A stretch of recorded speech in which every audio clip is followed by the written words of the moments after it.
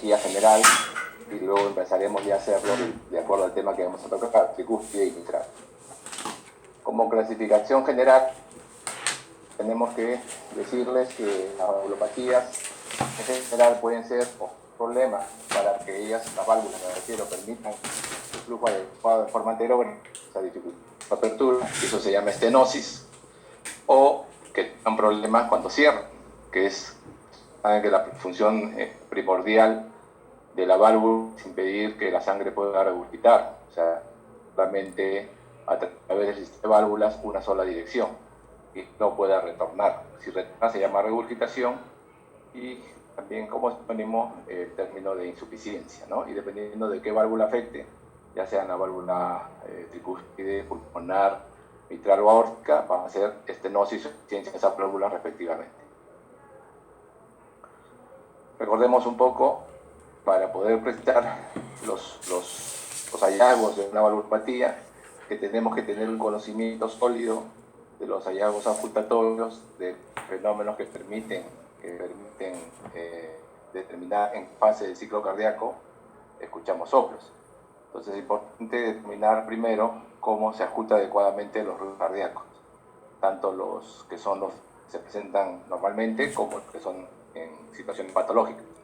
Entonces tenemos como ruidos cardíacos el primer ruido, el segundo ruido, que son los que se escuchan normalmente en toda persona, y tenemos ruidos que pueden ser patológicos en algunos casos, tercer y cuarto ruido, y también tenemos que hablar un poco de desdoblamientos y después de los soplos.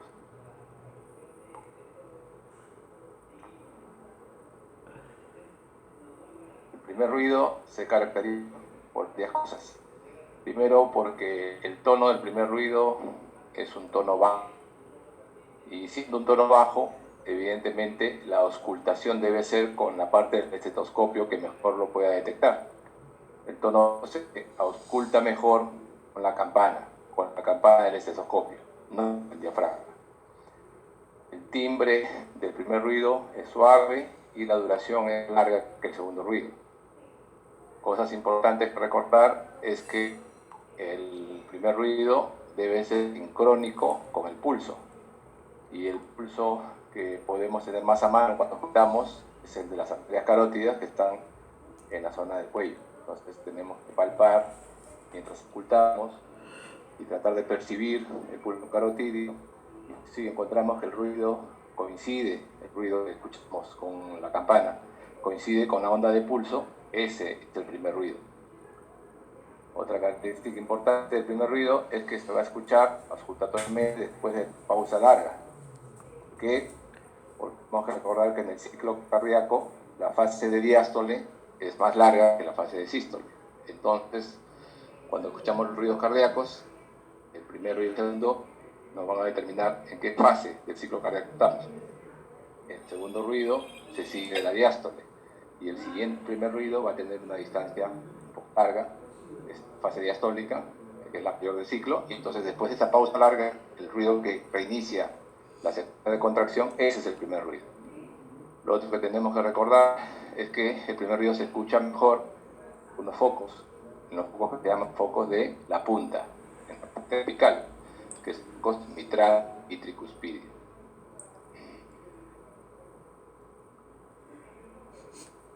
Mientras que cuando hablamos del segundo ruido, ¿no? En el segundo ruido tenemos que recordar el tono es más agudo que el primer ruido y la duración es más breve que el primer ruido. Recordemos que el segundo ruido se produce por el cierre de las válvulas sigmoideas. Las válvulas sigmoideas son las válvulas que conectan los ventrículos con las arterias. En el caso del lado izquierdo, el ventrículo izquierdo se conecta a través de la válvula aórtica, y el ventrículo derecho, en el caso del lado derecho, se conecta a la arteria pulmonar por la válvula pulmonar. Cuando se cierran esas válvulas, la aórtica y pulmonar, se produce el segundo ruido. Entonces, estos ruidos se perciben mejor, el segundo ruido más escuchado se percibe mejor en los focos de la base. Los focos de la base son el foco aórtico y el foco pulmonar. Recordemos que en los jóvenes en los jóvenes se escucha mejor foco pulmonar, y en los adultos y los ancianos, se escucha mejor en el foco aórtico.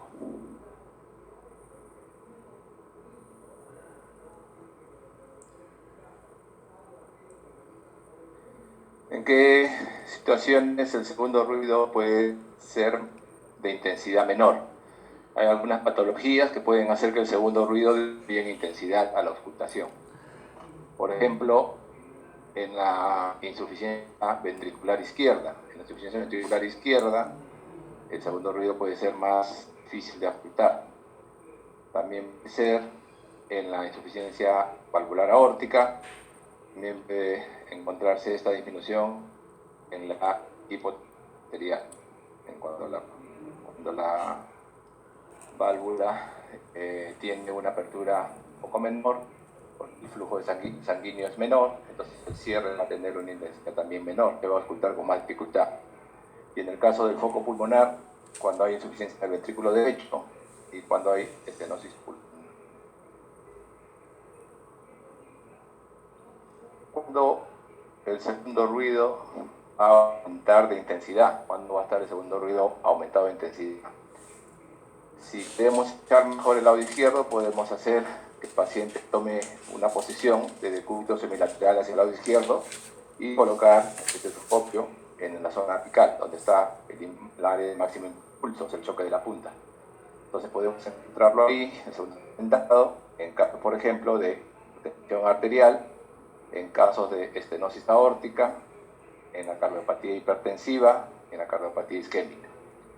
Y recordemos que si tratamos de escuchar un poco más podemos colocar el estetoscopio hacia el lado del borde esternal izquierdo y hacer que inspire profundamente, y esta maniobra que aumenta la intensidad de los ángulos auscultatorios del lado derecho se llama la maniobra de Rivera-Carvalho. En algunos casos podemos escuchar un ruido adicional a los dos que normalmente escuchamos, y este ruido adicional se llama el tercer ruido cardíaco. El tercer ruido cardíaco en algunas condiciones puede escucharse fisiológicamente, pero lo más importante nosotros es reconocer que el tercer ruido generalmente representa una patología de falla ventricular, o sea, una insuficiencia cardíaca. El tercer ruido es un ruido de tono bajo y se produce en la fase inicial de la diástole. Es cuando las aurículas, ¿no?, pasean la sangre hacia los ventrículos. Se abren las válvulas auriculoventriculares, se produce este llenado rápido en la fase inicial de la diástole, que es el 70 al 80% ventricular, y esta sangre que ingresa encuentra los ventrículos, cuando estamos hablando de patología de insuficiencia ventricular, con poco placer, o sea, no tienen una adecuada conducción de capacidad para recepcionar esta sangre, no está tan adecuadamente, la sangre al ingresar una turbulencia. Esta turbulencia produce un ruido, ¿no? Un ruido que tenemos como percibido de tono bajo, lo encontramos de mayor intensidad en el decúbito lateral izquierdo, en espacio intercostal cuarto y quinto, y haciendo que el paciente haga una expiración forzada. Luego tenemos el cuarto ruido cardíaco, se produce también en la diástole. Cuando ambas aurículas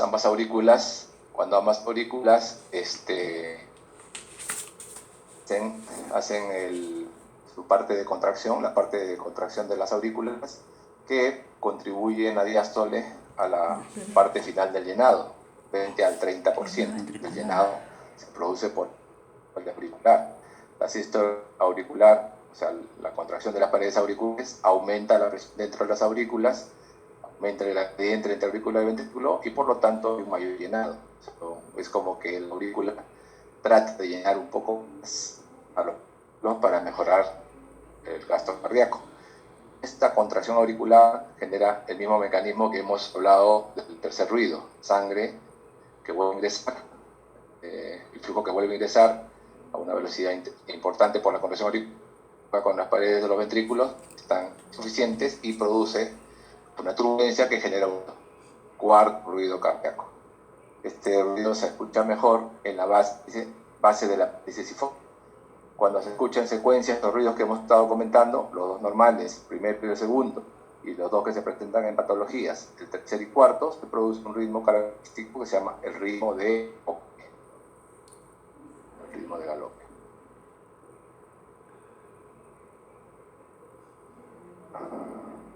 Si tenemos una representación de la agitación en la fase sistólica a través de estas gráficas de tipo geométricas, vamos a pensar que en esta representación dos cuadrados superiores representan las venas que llevan la sangre hacia las aurículas, que son los rectángulos que están debajo de ellas. Debajo de los rectángulos hay dos cuadrados más grandes que representan los ventrículos y se siguen de dos figuras pequeñas que representan a las arterias que salen de los ventrículos. Entonces, si estamos pensando en la ocultación, el hallazgo, ¿no es cierto? El hallazgo de esta alteración ocultatoria se produce en la fase de sístole. Recordamos que en la fase de sístole lo que hay es la contracción de los ventrículos, tanto el derecho como el izquierdo. Sístole, por lo tanto, lo normal es que la sangre pueda discurrir libremente con un gradiente mínimo entre la cavidad ventricular y las arterias correspondientes que están conectadas a cada ventrículo, la aorta hacia el ventrículo izquierdo y la pulmonar hacia el ventrículo derecho. Eso en condiciones normales.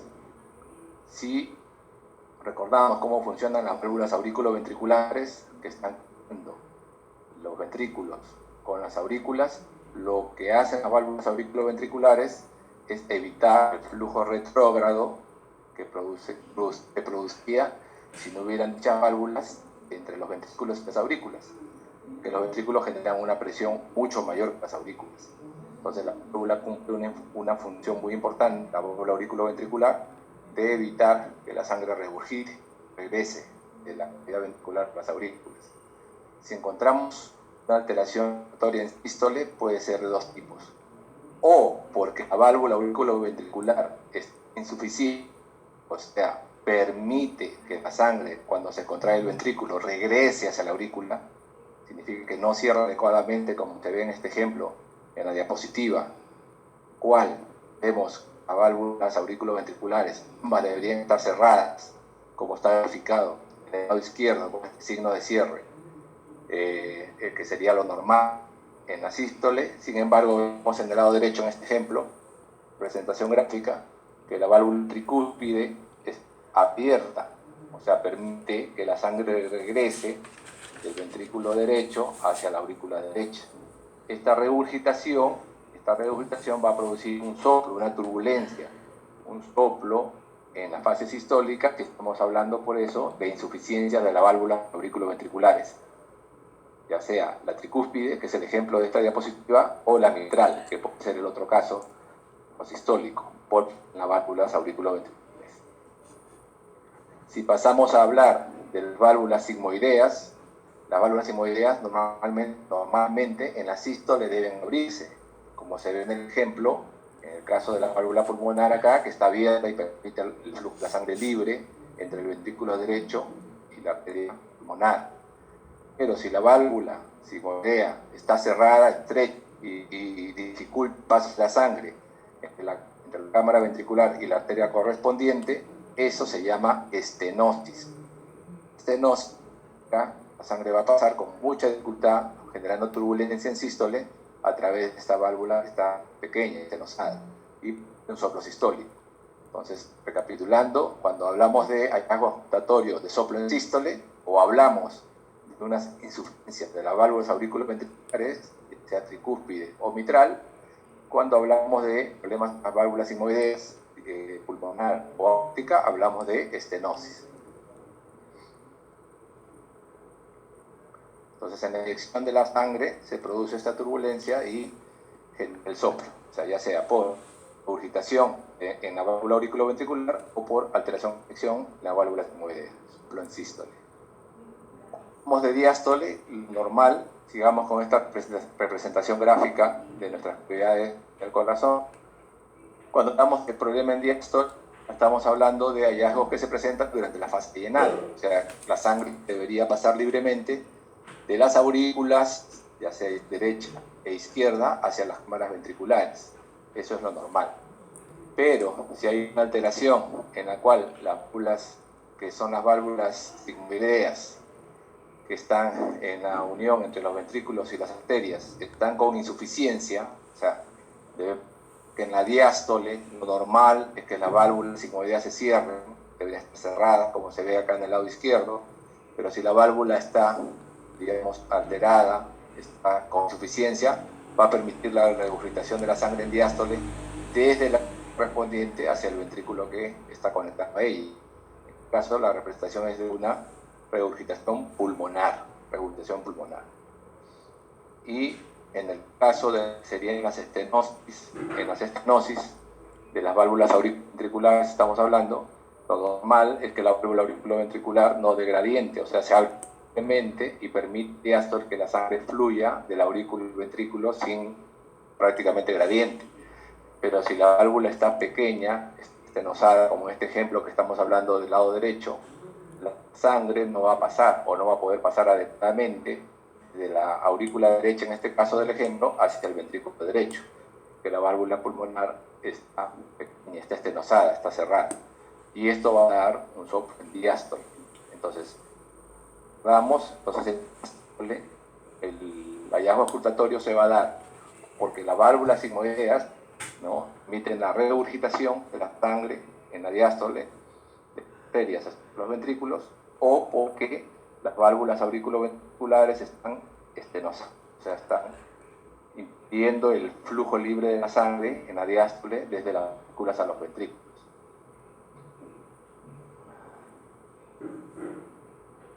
El problema es el llenado.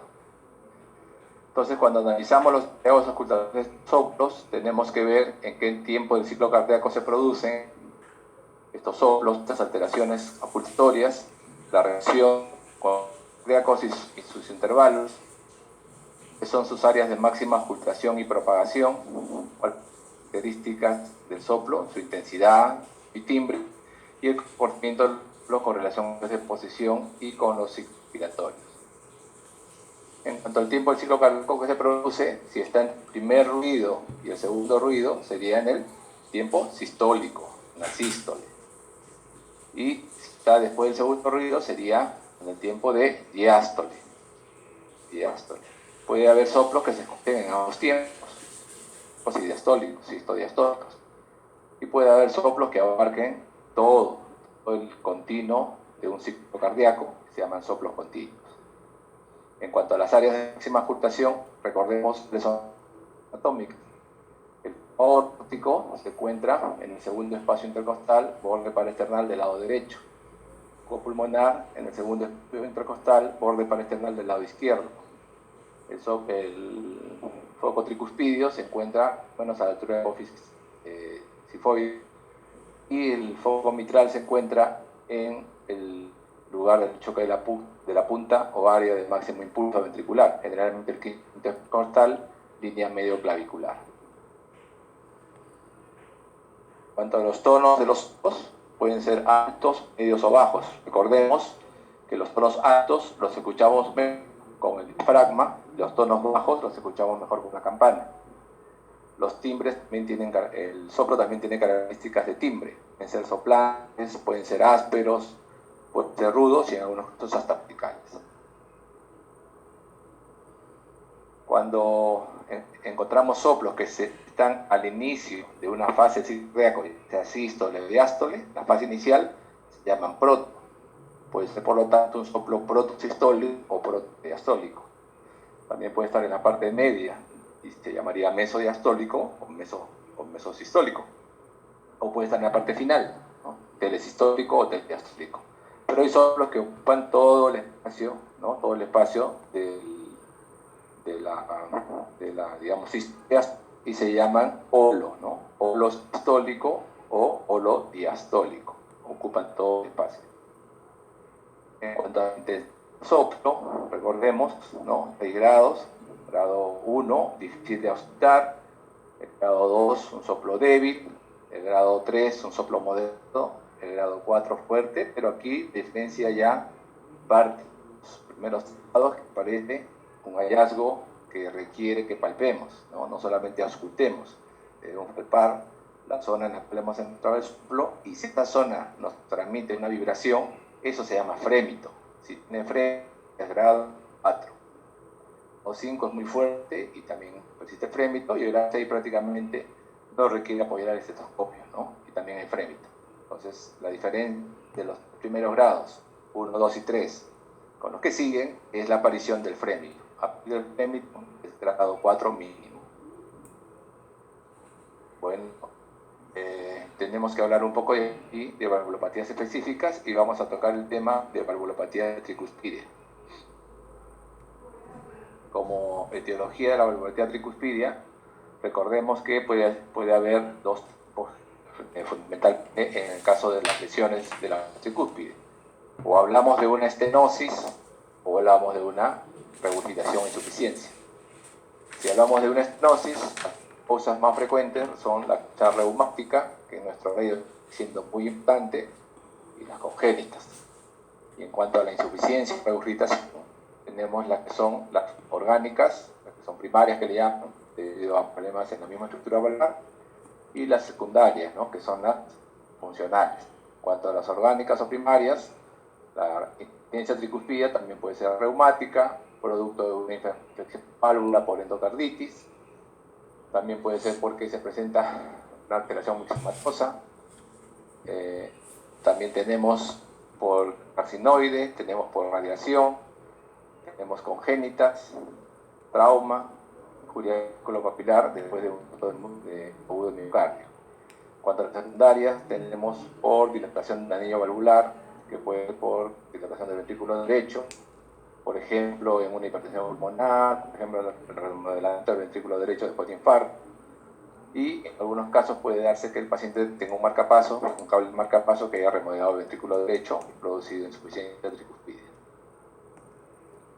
Entonces, acá tenemos la gráfica de la insuficiencia tricuspidia, y tenemos nosotros el flujo normal de la sangre va en el sentido que están las flechas en la diapositiva, de la aurícula derecha hacia el ventrículo derecho, y deben salir normalmente la sangre, toda la sangre que el ventrículo derecho es capaz de eyectar en su sístole a través de la arteria pulmonar. Pero cuando la válvula tricúspide funciona mal, no cierra adecuadamente la sangre que el ventrículo derecho puede expeler, va una parte hacia la arteria pulmonar, pero una acción regurgitante va a ir otra vez hacia la aurícula derecha. Eso es la insuficiencia tricúspide, es el retorno de sangre a través de una válvula que no está cumpliendo adecuadamente su función de permitir únicamente un flujo unidireccional, en una sola dirección. Acá tenemos flujo en dos zonas, un flujo hacia la pulmonar y un flujo hacia la aurícula derecha regurgitante. En cuanto a la clasificación de Carpentier, en el tipo 1 de insuficiencia tricuspidia, el velo se mueve normalmente. En el tipo 2 hay un movimiento incrementado de los velos, que se llama prolapso de la válvula. En el tipo 3A hay un movimiento restringido de los velos durante la fase diastólica, y en el tipo 3B hay un movimiento restringido de los, fundamentalmente, fase sistólica. ¿Cuál es la fisiopatología? La fisiopatología aquí, que la sangre va a regurgitar, ¿no es cierto?, desde el ventrículo derecho hacia la aurícula derecha. Esto nos va a generar una sobrecarga de volumen en las cavidades derechas. Por lo tanto, al final va a haber una dilatación de la aurícula derecha. ¿Y por qué también comprometería el ventrículo derecho en cuanto a sobrecarga de volumen? Porque el volumen aumentado que el ventrículo derecho le pasa a la aurícula durante esta sístole, en diástole la aurícula derecha le va a devolver al ventrículo esta sobrecarga de volumen. Por eso, al final se dilatan las cámaras, tanto la aurícula derecha en el ventrículo derecho. Esta sobrecarga de volumen se traduce en sobrecarga de presión que va hacia el sistema venoso central, y por lo tanto se genera hipertensión venosa sistémica y una congestión hepática. ¿Cuáles serían las manifestaciones clínicas y de examen físico? Puede haber, en este caso, sensación de pulsaciones en el cuello, que puede haber una distensión de las yugulares, puede haber síntomas de insuficiencia cardíaca derecha, por ejemplo, hepatoesplenomegalia, itis, edema. Puede haber hipertensión pulmonar, que puede generar bajo gasto, y el paciente puede referir fatiga, debilidad, intolerancia al ejercicio. Y en el caso de que el paciente progrese en su insuficiencia, llegar a la caquexia, llegar a la cianosis, y en ocasiones, cuando el hígado se ve alterado, puede producir ya hasta ictericia. En el hallazgo más importante, tenemos que recordar que la ocultación de esta patología nos va a dar un soplo sistólico, soplo sistólico, que se oculta mejor en el borde esternal derecho o en el área subsifoidea, que es el foco tricuspidio. Con las maniobras que aumentan el retorno venoso van a aumentar la intensidad del soplo, ¿no? La maniobra de Rivero Carvalho, que es la inspiración profunda, y esta maniobra, al paciente inspire, va a aumentar los ruidos derechos porque aumentan el retorno venoso. En las maniobras vamos a notar dilatación de las cámaras derechas y dilatación del nodo de la arteria pulmonar. En cuanto a la estenosis tricuspidia, en la estenosis tricuspidia lo que va a haber es, lo normal es que la sangre pueda pasar libremente con válvulas que estuvieran sanas de las aurículas a los ventrículos, pero si está estenosada la tricúspide, la válvula va a impedir que la sangre fluya libremente en la diástole de la aurícula al ventrículo. Y esta dificultad va a generar, tenemos la fisiopatología, un obstáculo al vaciamiento, ¿no?, de la aurícula derecha. La sangre no va a poder pasar libremente hacia el ventrículo derecho. Esto genera que la sangre se estanque, ¿no?, en la aurícula derecha y en el sistema venoso sistémico, y conduce a hipertensión portal, ¿no?, y poshepática con hipertensión venosa sistémica. En la clínica, en las manifestaciones clínicas, ¿no?, de la estenosis tricuspidia, puede haber fatiga, ¿no?, signos sistémicos de hipertensión venosa. Generalmente recordemos que la estenosis tricuspidia coexiste con enfermedades de la válvula mitral y la válvula aórtica, porque, como comentaba, la primera causa sigue siendo la reumática, y los hallazgos del examen físico son similares a los de la estenosis mitral, porque estas lesiones generalmente van juntas, coexistiendo. Tan es así que a veces el diagnóstico de estenosis tricuspidia no puede pasar por los hallazgos del lado izquierdo. La obstrucción de flujo a través de la válvula tricúspide produce un aumento de la presión en la aurícula derecha, ¿no?, y la presión venosa yugular, y las presiones venosas yugulares muestran una onda presistólica A prominente, que incluso llega a confundir con la pulsación arterial. Recordemos un poquito las ondas venosas, ¿no? Las ondas venosas tienen una secuencia que debe recordar, las ondas A, la onda C y la onda B, y los descensos X y el descenso Y. La onda A se produce por la contracción auricular, ¿no?, la onda C por la contracción volumétrica del ventrículo, la onda B por el llenado auricular, el descenso X por la contracción auricular y el descenso Y por la apertura de la válvula auriculoventricular. Eso es lo normal, ¿no? Las ondas A, C, B y X y Y se ven en la zona yugular normalmente. Pero ¿qué sucede si la válvula tricúspide está estenosada? Si la válvula tricúspide está estenosada, cuando la aurícula derecha se encontrar que le es difícil, ¿no?, le es difícil vaciar la sangre de su contenido hacia el ventrículo derecho. Y eso hace que la presión dentro de la cámara auricular aumente. Entonces, la sangre, en vez de irse hacia el flujo anterógrado, hacia el ventrículo derecho, se va a ir hacia atrás, hacia la vena yugular. Y eso genera que se produzca una onda prominente, ¿no?, una onda prominente. Puede haber un chasquido de apertura, ¿no?, después del chasquido mitral, si hay alguna alteración también en el lado izquierdo. Y el soplo característico es un soplo diastólico de baja intensidad en el borde external izquierdo, que aumenta con la inspiración, que lo hemos visto ya cuando vamos al síndrome de Rivero Carvalho. En la tórax hay un incremento en la aurícula derecha y puede, ¿no?, hay correspondientes a alteraciones del lado izquierdo que pueden coexistir, valvulopatía mitral.